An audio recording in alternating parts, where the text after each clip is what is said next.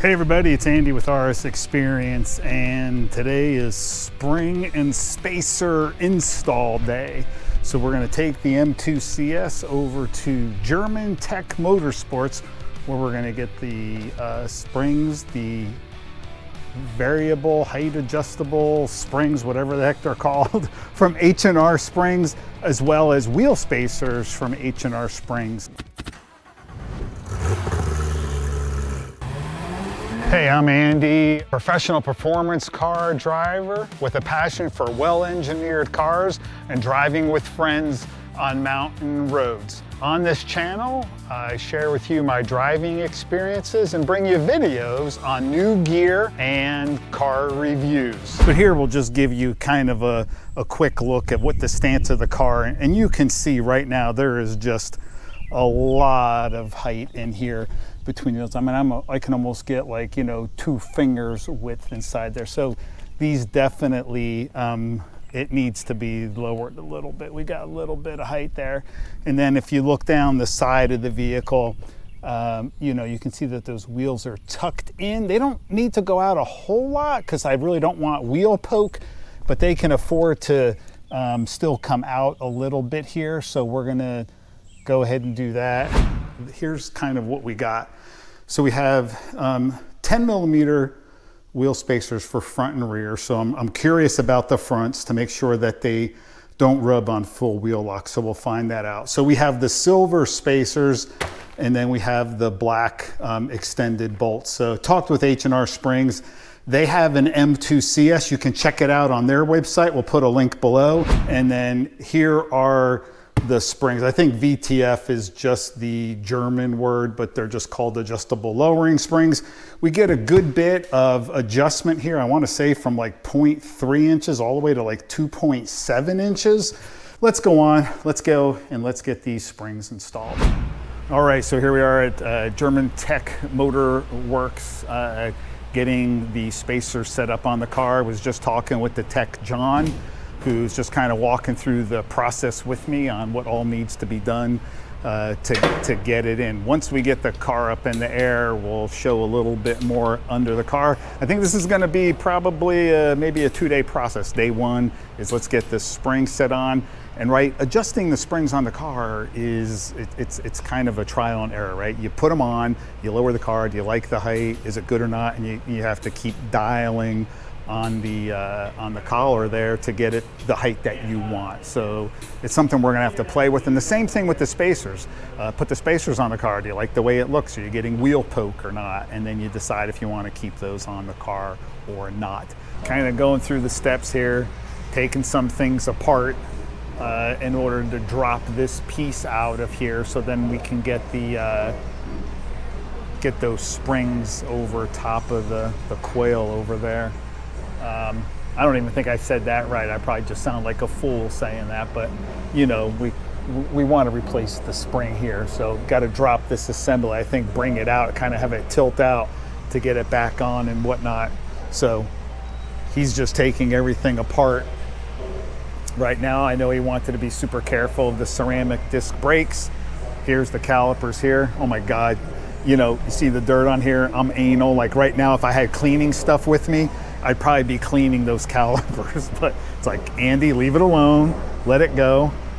Here's a good view of this underside rubber stripping. If you look at one of my previous videos, I kind of talked about putting this underneath the carbon fiber splitter here. So if you're up on a curb, you'll end up rubbing on this first.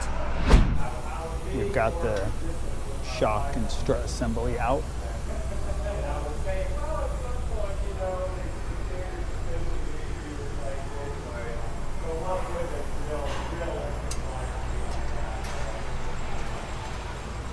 You can see this one is still in there.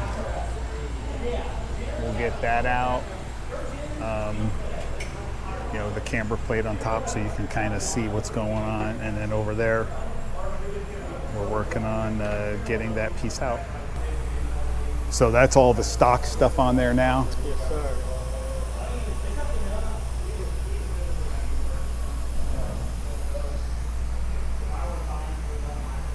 So this here is a press that we have to use to because what we end up having to do is we got to get this guy on the existing shock. So we have to get off what's on there and then get that other one on. So that's what we're working on now. Okay, so we're back for day 2, working on the springs and suspension, and the tech John got a lot done between last night and then today. So you can see up here behind me, we've got, actually he's got the stuff back together again, so you can see the lowering spring up top there. We've got the discs back on. So yeah, check this out. So there you go. There's the that new spring on. Got the brakes back on, the calipers on, and then even on the rears.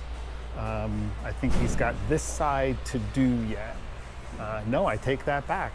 There's the spring is on right there. So the rears are done as well. So yeah, here, check it out. The spacers are on the car. The car is back out. The wheels are on, and then inside you can see the spacer. It's the silver piece right here. These are 10mm spacers, and we had the extended bolts on there. We have the black bolts that are on here. I think those work just fine. Here's my little fun little floating rondelles there. So this way they're always perfectly aligned when the car is sitting. So we've got the wheels on.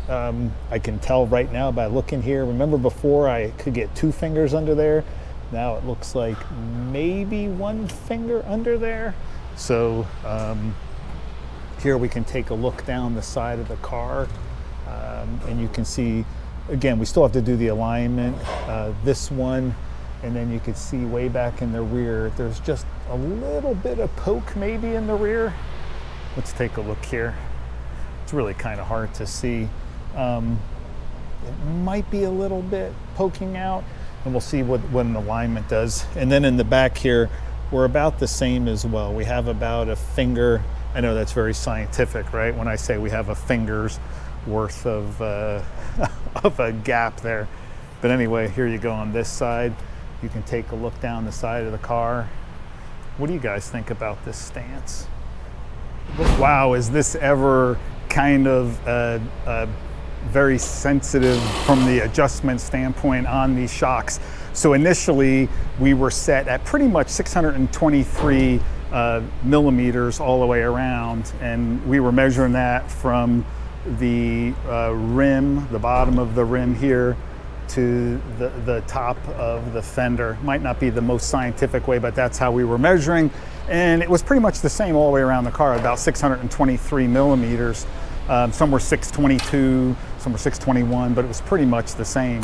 It was funny, afterwards, this front wheel here, this one actually ended up with a reading of 598, and it was just way slamming. Guys, you know, that was a huge difference.